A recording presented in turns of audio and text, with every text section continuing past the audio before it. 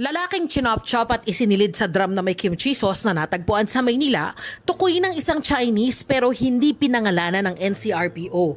Kaibigan daw siya ng primary suspect na kapwa Chinese at nahulikam na nagtulak ng drum sa isang kondo sa Pasay. Ayon sa live-in partner ng primary suspect, pinatay ang biktima sa condo unit na pag-aari ng suspect at apat na iba pang kapwa Chino na at large ngayon bagamat kinasuhan na. Nahuli na ang primary suspect at kasabwat na sinasabing nag-arkila ng sasakyan para i-dispatch siya ang drum.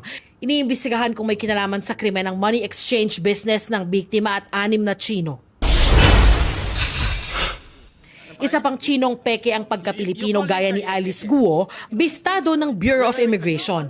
Nahuli sa Panglao-Bohol ang 48-year-old Chinese na si Guo Jinjin na kahit nasa immigration records ay nakakuha raw ng driver's license na nagsasabing Pilipino siya. Batay sa intelligence information ng immigration, gumagamit ng mga Pinoy dummy ang suspect para magtayo ng mga negosyo sa Panglao at makalusot sa foreign ownership restriction sa Pilipinas.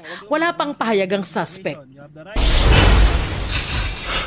Late registration ng kapanganakan mas hinigpitan ng Philippine Statistics Authority para raw hindi maulit ang kaso ni Alice Guo. Ngayon, ire-require na ang personal na pagharap ng applicant sa local civil registrar kung nasa hustong gulang na at pag-enroll ng national ID para sa biometrics.